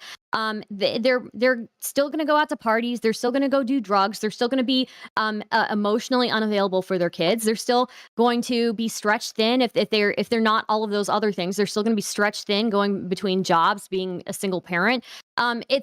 I don't understand like why the Department of Education is somehow going to shake somebody up into becoming more present in their child's lives when people who people form their personalities by a certain age, and it's very hard for them to change their habits. If they're emotionally unavailable to everybody in their life, including their children, why would all of this sudden this Department of Education that doesn't impact them whatsoever on a personal in their personal lives on a daily basis, that being gone, why would that change their personality fundamentally? It wouldn't. How I'd like many? to piggyback off that point for a sec, just briefly, because I think Starbucks. I think Stardust is right, and I think that there's been a lot of smoke screening Pardon? You can just call me Star. Okay. So, yeah. I think there's been a lot of smoke screening. This kind of dovetails with the discussion of disabled students around, like, well, the problem's going to get solved. I think at the end of the day, the hope for a lot of these people, or at the very least, the outcome is that the inattentive students and who are children of inattentive parents are going to be less able to participate with their fellow students and have less opportunity, probably not going to get those, greater vouchers, whatever have you, to go to schools with more attentive parents and more attentive communities. I think that they are going to slip through the cracks. I think you should be ready for that. It sucks. I think it's worth it. Absolutely. I think it's absolutely worth making sure that good students no longer have to deal with people who can't speak the language or are generally antisocial or causing problems, starting fights in class. I think it's totally fine for those students to have to be secluded somewhere else. I think it sucks. I think you have to be prepared to accept if the Department of Education goes away, I don't think that those people, it's possible that those people get services, but that's not going to be the default state of affairs. How is that going to I mean, impact? wait, yeah, that No, kind hold of on. just One at a time. One time. you just said Stardust. it. Hold on. Stardust first. Stardust. Go ahead. Yeah. Yes. How is that going to Mhm. impact, like, for example, crime stats later on, right? We know that kids who don't have a lot going on in their lives, kids who don't have like a strong community around them, a great way to meaningfully and positively impact a kid's life if they have inattentive or negligent parents is to have a community around them that can sometimes pick up the slack. It's never going to replace a parent, right? It's never going to replace a negligent parent, but it is going to, in some ways, at least like supplement what maybe they can't get from their parents, right? I think that what you're saying, what you're proposing, that we're just going to have to accept that some of these kids are going to slip through the cracks and they're all going to be concentrated maybe in one area. Like, I don't think that's a good solution. We know that kids, for example, in towns who don't have anything to do end up getting into trouble. We know that kids that don't have after school programs end up getting into more crime and things like that. The amount of schooling that a child has can very directly impact future crime stats, and we should be taking that very, very seriously, because that is that is Agreed. beyond just like that's beyond just education. That's a public health and public safety impact into the future. So I don't It think it's is, and that's why I acceptable. don't want I don't any think of it's them acceptable in classes with normal students. but I we don't want would to increase the counseling risk them. that those normal students who otherwise may never have faced physical violence in their entire lives, except for in their class, I don't want to subject them to that. Okay, And so that does increase the we chances that need to pause here. stuffing a bunch of criminals together is going to have that impact. We need to pause here. Children don't Okay. come out of the womb as criminals because their parents are negligent. No, They're of not course even not. criminals. They're not even criminals until they get later on. They get older into their childhood, and they maybe do something that they shouldn't have been doing. They get into something. They be somewhere that they shouldn't have been. Right. Most of the time, like having some problem kids grouped in with a bunch of other students isn't going to negatively impact the other students that much. In fact, it teaches these It's students that much that's the Wait, problem. wait a minute. Let me finish. Okay. Let me finish Mhm. because I'm not finished. Okay.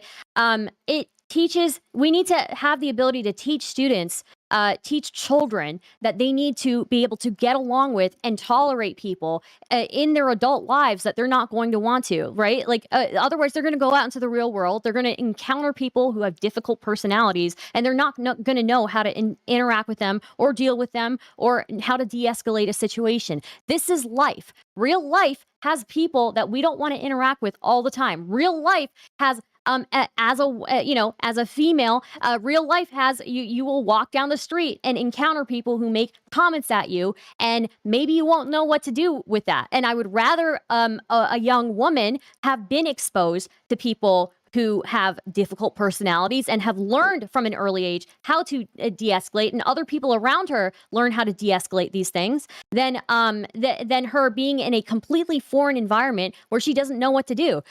So it's like these problem kids are not going to turn the good kids into criminals.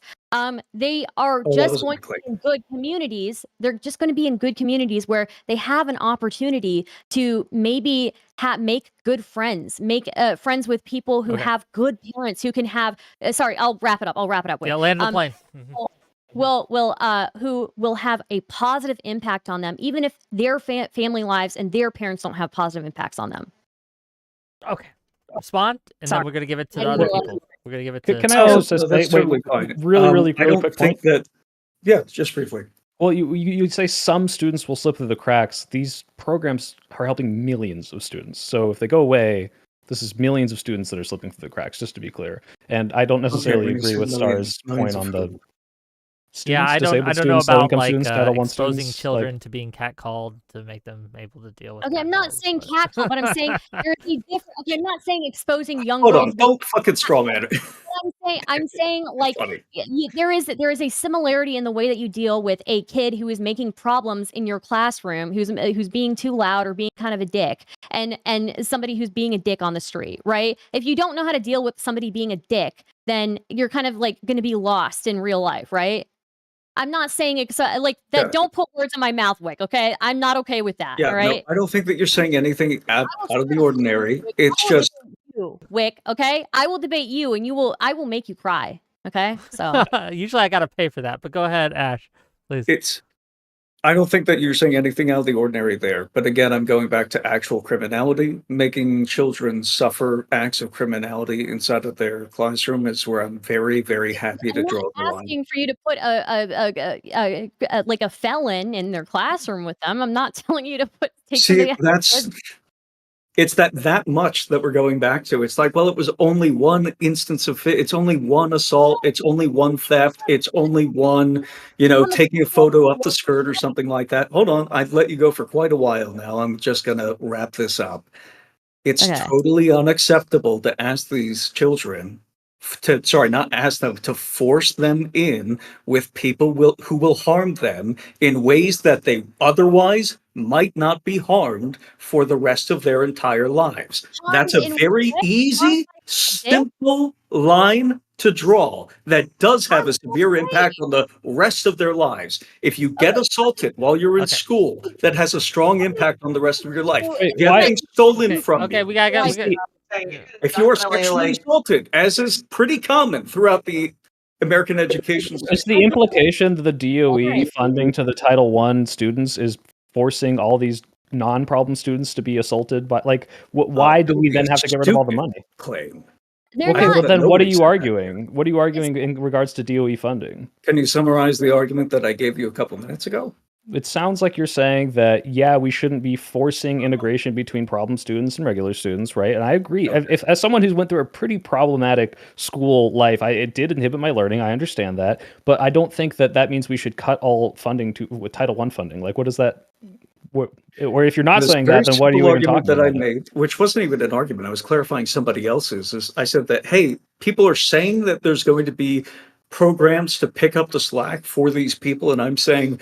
I don't think that's necessarily going to be the case. I think that these people... Oh, okay, well then you agree with me. Yeah, but he's saying that's a good... In which way? No, he's saying it's a good thing. I'm saying it's a bad thing, but we are agreeing on what will happen. I don't think it's good to collect a bunch of criminals in one place. That's not good or healthy for them. It is better than collecting them with a bunch of relatively harmless or otherwise... But hold on, just to be clear... Any teacher want to work with a classroom full of 8-year-old dickheads? Okay, like we should have them mixed together. Okay, if an adult can't deal with it, then the 8-year-old not dickheads should not have to deal with it. Then we don't put them. If you think otherwise, you should be put in prison, right? Like. Sorry, what did you say? Unless they get into like actual criminal activity, we're not putting a bunch of 8-year-old dicks in one spot, right? I'm just saying, like, there are gonna be people who are distracting in your classes. Epstein Island? Okay, hold on, we're not going there.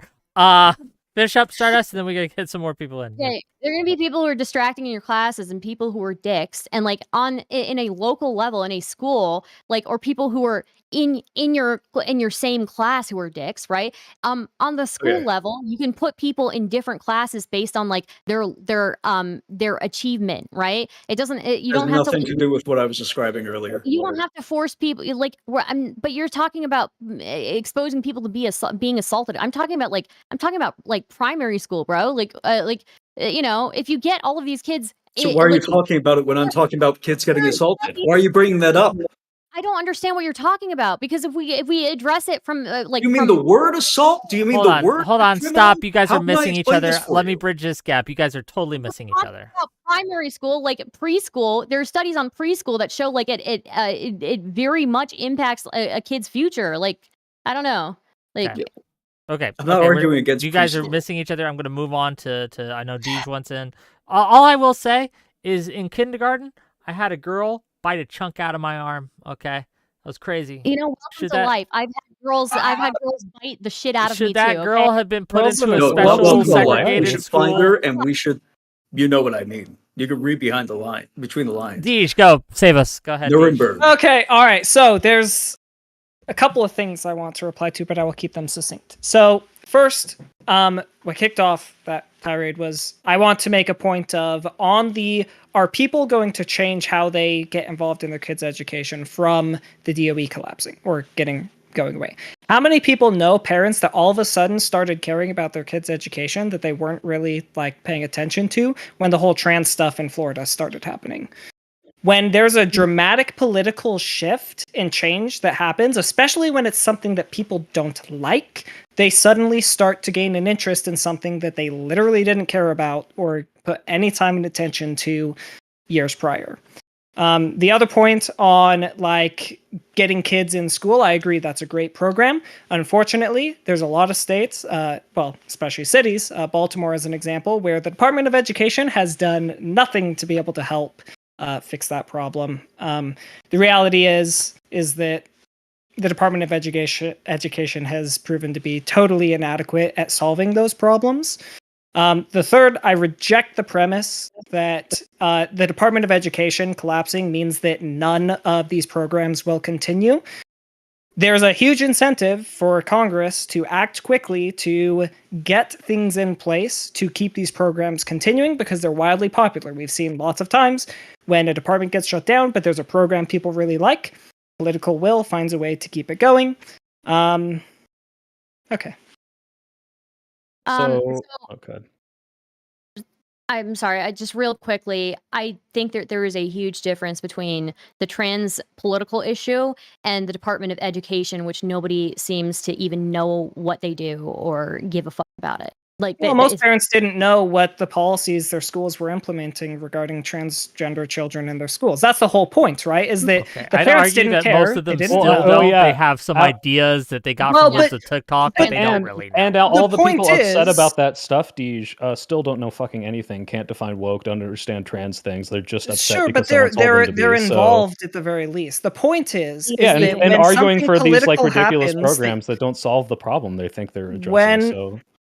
When something political happens that causes a bunch of people to focus in on that political topic, they start to all of a sudden become experts or really care about this thing that they didn't care about literally at any time prior. How many people are literally willing to go and die for Ukraine right now when before the war started couldn't even find Ukraine on a map? Can I ask you the a power of hypothetical, politics Deej? that happens is extremely powerful in changing people's perspective, and that's how political groundswells for different initiatives end up happening. Can I ask you a hypothetical? Go ahead. It isn't going to be necessarily a good thing either. What did I have for breakfast? Wait, no. If this happens, what percentage of negligent parents do you think will start caring? Probably only a couple percentage points, but I think that and this is good enough to cut it. A couple percentage. Well, That's yeah, an op- because of what's it doing right now? That like the thing is its own stated goals of fostering your educational entire excellence argument and rests on even the idea that access this is doesn't going to work. solve it by making people care, and even you think it's only going to be a couple percentage points. So what the fuck all those other people? I like. Do you see No, what I'm because saying? I don't agree with the premise that if the Department of Education collapses, that all these programs are going to stop. You've Which is- agreed already that the states already Yes, and that's handle why I'm a little most of this. confused. So it's like, do you want to get rid of the funding for the Title I and the disabled kids, or do you No, want to because not do that? I'm not saying that because I don't think that those can exist without the Department of Education. The Sure, Department they of can. In fact, Education they is the existed before enforcement the Department arm. of Education, and Exactly. and you're So saying what they would. point is the So why even get rid of the DOE if it's going to be immediately replaced? Why have the DOE? Or because you're consolidating all of this stuff into one place and allowing Why the does it have to be communication. consolidated? Because the communication between 8 different industries is not good, and that's why Jimmy Carter said, you know what, it would be a lot more efficient if we put this all in one place, which just gets us back to our original point. But again, if And you're it's not shown it arguing hasn't been more against the efficient. policy, what do you mean? Based on what metric? Has it achieved its stated goals? What are its stated goals? Educational excellence and making us competitive on the world stage, and equal access for everybody throughout the country. Do you think it hasn't given equal access to people or improved that in any way? I think that it has improved that. However, the trend on equal access for education was like high school graduation rates were already trending on the upwards when the Department of Education came about. There wasn't some dramatic shift or whatever. It still took from its founding till now to get So you us think down it did to 5%. little to nothing? I think that it had a. I don't think that you could really say there's a definitive impact that it had, other than it If you can't was the say Department of that- Education over the time that it was happening. Because you already saw like graduation rates increase by from 15% to 14% from 1970 to 1980 when it was founded. And then you saw graduation rates plummet by a half percentage point the next year. And then it was kind of like a steady Okay.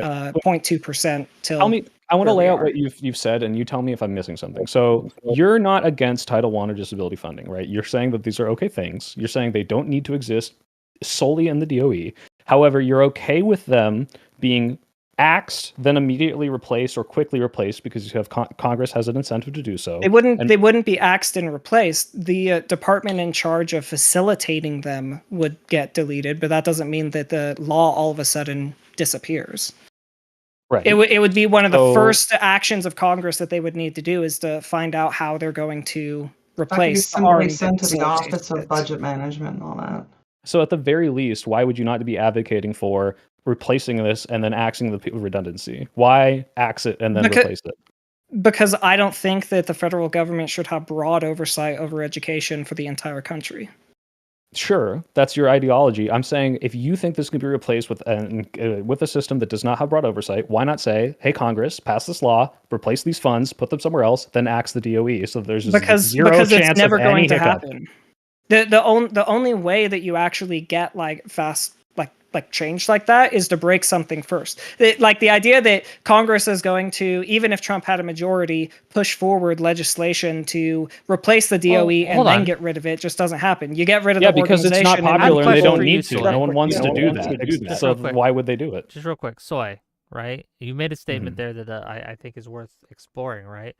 Do you think it is generally a good thing that on the federal level, they have oversight on states' education decisions? I think in the way that the DOE does it, which is to enforce anti-discrimination, yeah, because you've seen in the past, I mean, the reason these things exist is because you looked at the way that desegregation was implemented on a state-by-state level, and a bunch of people were bullshitting around with it, and they said, hey, we're going to come in and make sure that this isn't... Segregation was long gone when the DOE came into effect in 1980. Legally, it was long gone. Now that Trump has the ability to appoint whoever he likes to Department of Education and fill it with his own people. And I do think that it was either you or Stardust who mentioned in a kind of joking manner now that the Department of Education might start taking away funding from if you teach an illegal immigrant or if you have DEI in your schools or anything like that. Do you think that it's still a good thing that the federal government has the ability to pick winners and losers like that on the federal stage? I mean, if you're saying, do I support the federal government picking winners and losers when they pick them to not discriminate against black people, but I don't support it when they discriminate against illegal immigrants or trans people? Yeah. I like good things. I don't like bad things. Sure, but I you don't think that understand is how giving the ideologically. I mechanism- understand that giving them the power to do that, but the state can do that just as well. And I think the federal government in the past has more checks and balances to say, hey, this is the civil rights, law that we passed, and we're going to enforce this through this agency. And I don't want there to be 50 different governments deciding whether or not they want to discriminate against people. Fair enough.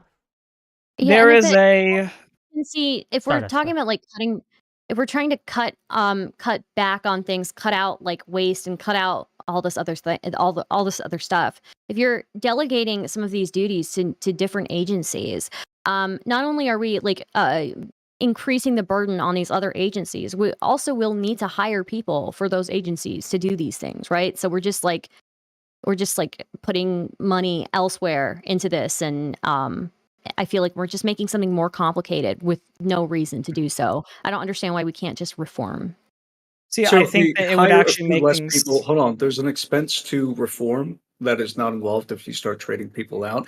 So, based on your objection, am I correct in saying that you'd be fine with this, or at least view it as consistent, if we had at least one less employee than the prior, handling the duties of the Department of Education? Thank you for the 20 than gifted WIC the current TV memberships, JMac. Really appreciate you. You're increasing education in my chat.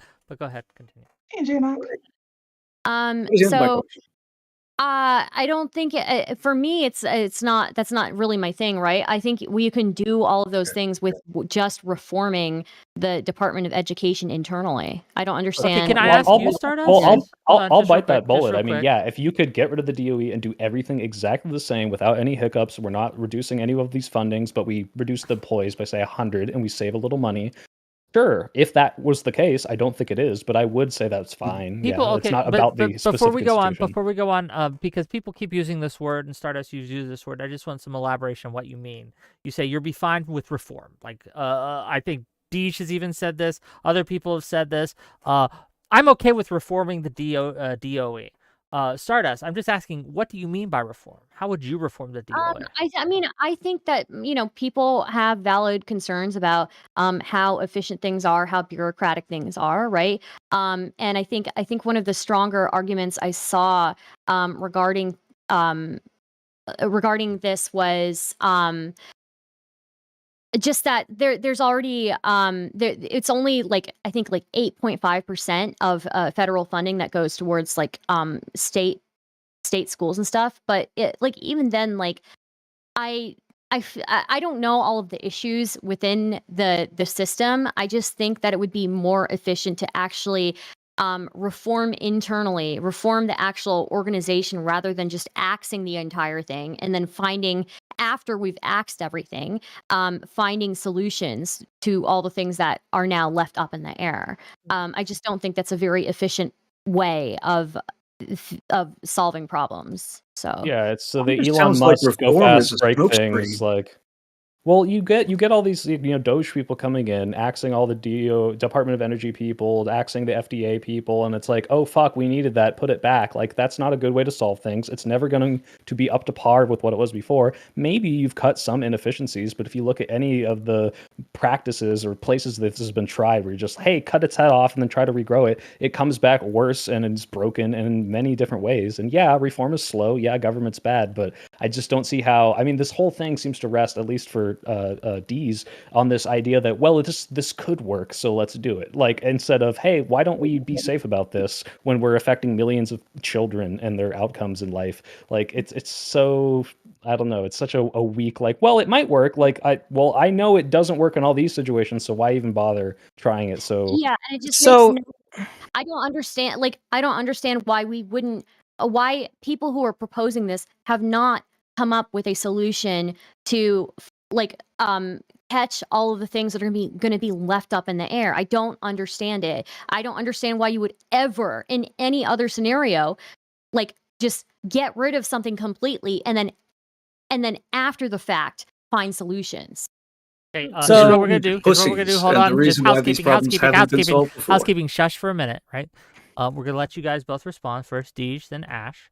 Okay, and then we're going to start wrapping it up. Okay, go to closing statements because I got some things to do tonight. But Deej, then Ash, and then I have an announcement, and then closing statements. Go ahead, Deej. So I would flip this coin and say all the things that have been complained that would like all of a sudden go away when the DOE would go away have conceded that they existed before the Department of Education. The Department of Education doesn't have to exist for Title I to exist, for IDEA to exist. All these things do not need the Department of Education. I would flip the question and ask, why do we need the Department of Education, knowing that it doesn't improve educational outcomes?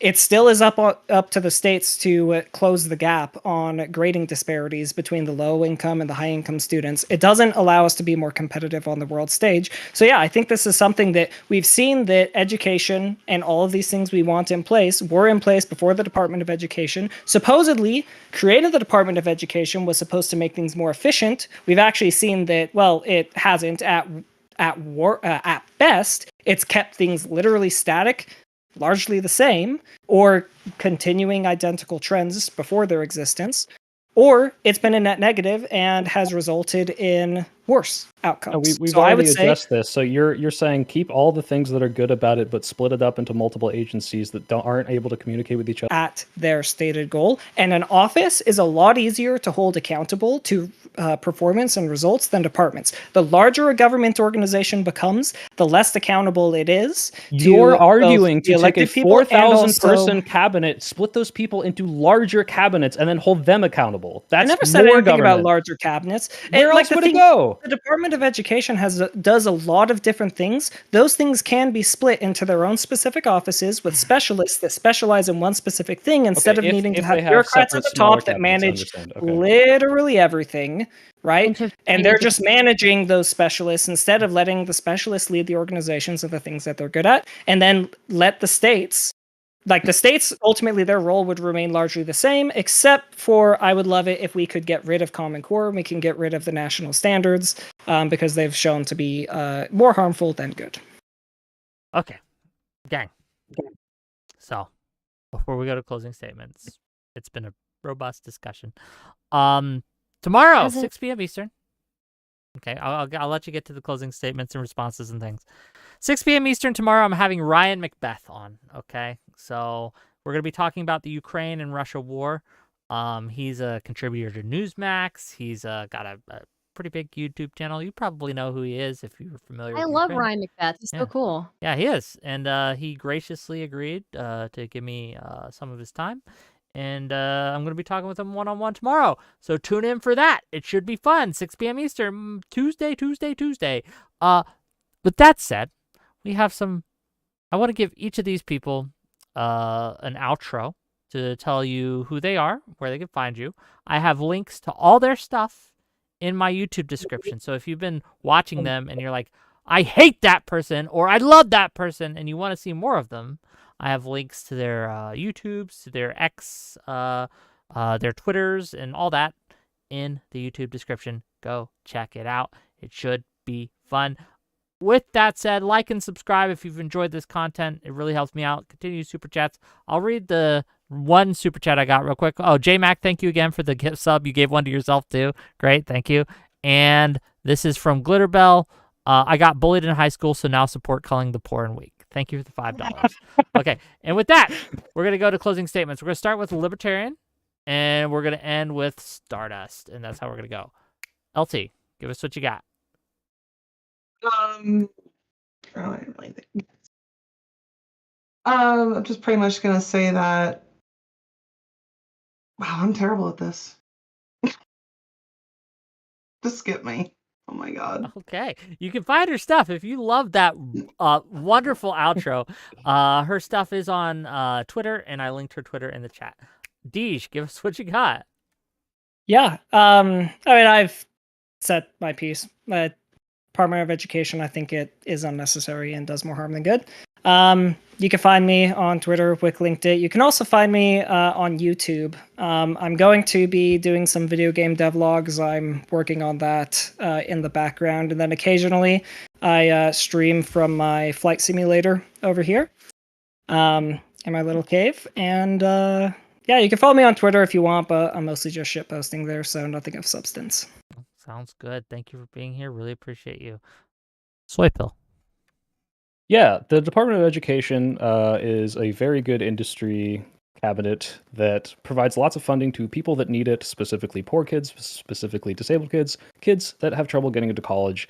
There are many arguments for whether or not we should regulate loans better, or whether or not we should talk about whether or not the Common Core worked, or what the role of the federal government should be in all this. The point is the oversight in which enforcing anti-discrimination practices works. It works. I really like how that works.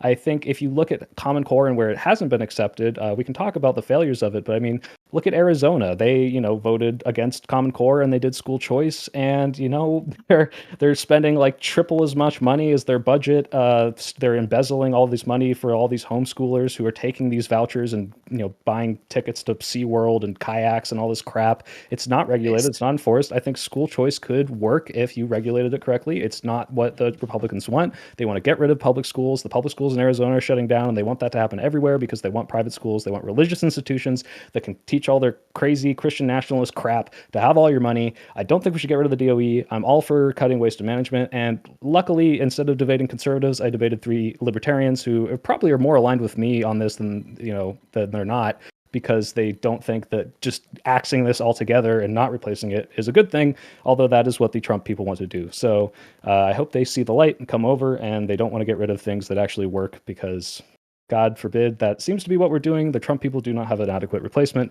Stop them, please. Thank you. Oh, type 1 to the deep state. You can find me on YouTube at the Soy Pill. Okay. Links to stuff's in my description. Thank you for being here. Gelatinous Rube. Ash, go ahead. Yeah, so I think this debate has illustrated that smarmy conservatives kind of prevent effective reform when it comes to these awful, evil industries because they're refusing to call specific policies evil. Turning students who spend 18 years being told that they need to get a college degree into lifetime debt slaves, just so that, and forcing them to commit to lifetime debt just so they can now finally receive an entry level job in anything besides manual labor, is evil. These people should be, it doesn't pass the sniff test for any historical precedent or historical law on something like usury. We don't allow credit card companies to behave like this. They are accomplices to a scam. They should be put in prison. This is the moderate position. There is no reform possible with these people. It's not even desirable. They're evil. They did something terrible that affects millions of people. By the way, locks out lots of people from getting any kind of higher education, or even getting them to get them any kind of higher calling in life, because you have to commit to tens of thousands of dollars in debt to get an entry-level job. Any government agency that did this should be axed. They should be put in prison. And this is the moderate position. I wish that something could come along to replace it. I don't think it will. It will not be nothing. Nothing is worth maintaining this kind of system. Where can people find you? On Twitter, at Rube Jelly. Okay, check them out, gang. And last, but certainly not least, Stardust. Thank you so much for having me, Wick. I know it's been a while since I've been in a debate, but I very much enjoyed this. I don't know where you found this guy. I have no idea. I've never seen. What a character! Amazing. I think I have changed my opinion on this whole thing. I think we need to actually make the school to prison pipeline much more efficient. I think we should just take all men, since they're already like more prone to violence and more prone to impulsive behavior, we should just funnel them all into prisons. Right from a young age, I think it would be a good idea. Men are only meant to be the workhorses of society anyways, because there's no real intelligence difference if we're going to be real. The only real difference between men and women is like the physical difference. They're basically made to be the workhorses of society. So just put them all in prison. They can work themselves out of prison. I think it's a great idea. And I want to die. Amen. I want to die after this this panel. So thank you, Wick. I'm Star. You may know me from the Stardust channel. You may have seen me in some various interactions in political and drama adjacent communities. I retired that Stardust channel. I now have 2 new YouTube channels. Star-Crossed, where I cover political stuff and I do video essays, and I have Smolitics, where I am planning to do political content. So catch me there. And I'm going to drink bleach after this. Thank you. Beautiful, wonderful, great. We're making the world a better place, gang. Okay, thank you again More for fun coming, for us all of you. also. Give all these people a wonderful follow and subscribe or whatever they want, right? Go click their links, reward them for being on this panel of all panels. So again, tomorrow, Ryan Macbeth, should be a great discussion. Wednesday, we're having a debate on conscription. Is it ever justified? We're going to have Andrew Mercado on that. We're going to have Timothy Imholt. Only for men. Only for sorry. men. Got you. And You then should have done like a Martin Luther King Jr. impression while you were doing that. It would have been I have a dream. mint. Okay, Thursday, we're going to be talking about the economy with That Econoboy these men. and a few others. So lots of content this week. Tune in. Keep giving me your money because I will spend your money more efficiently and better than you ever can. And with that, bye-bye, everyone. Bye.